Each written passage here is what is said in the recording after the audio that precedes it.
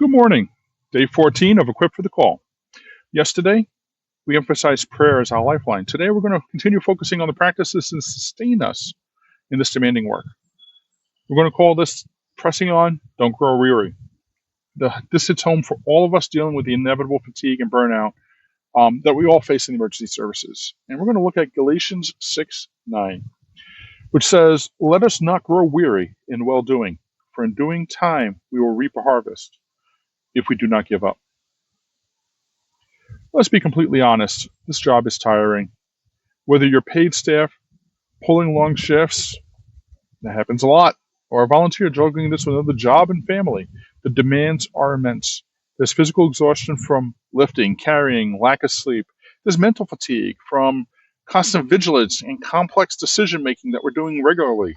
And there's profound emotional weariness from repeated exposure to trauma, grief, high stress situations. It's incredibly easy to grow weary.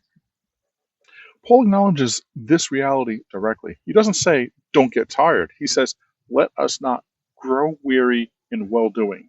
That's a difference.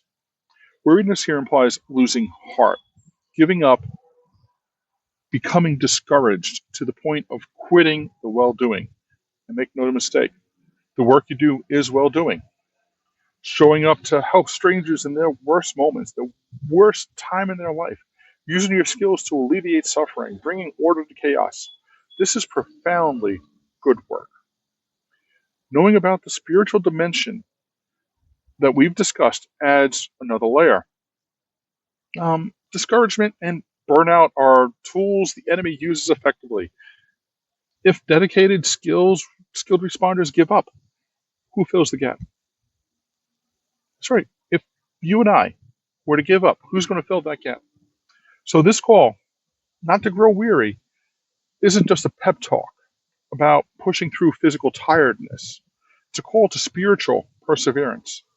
It means continuing to put on that armor daily, continuing to connect with God through prayer, continuing to resist cynicism and despair, even when you feel exhausted.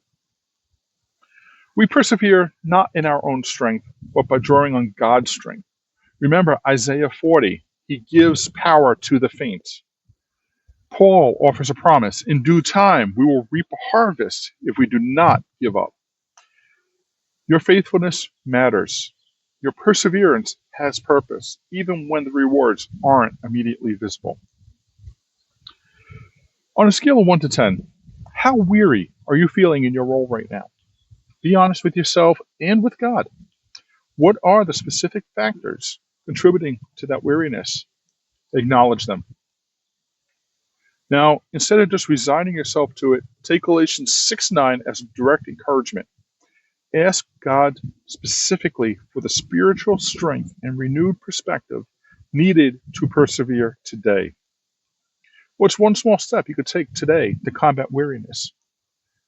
Maybe connecting with a supportive colleague, spending an extra minute in prayer or scripture, or intentionally focusing on the good you accomplished on a recent call, that recent save, that recent just holding a hand when somebody just was down.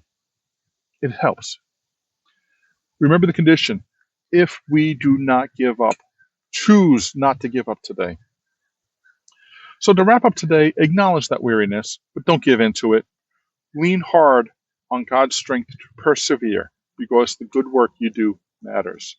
If you're feeling the fatigue today, ask for his power to keep going. Support your partners who might be feeling it as well. Stay strong and stay safe.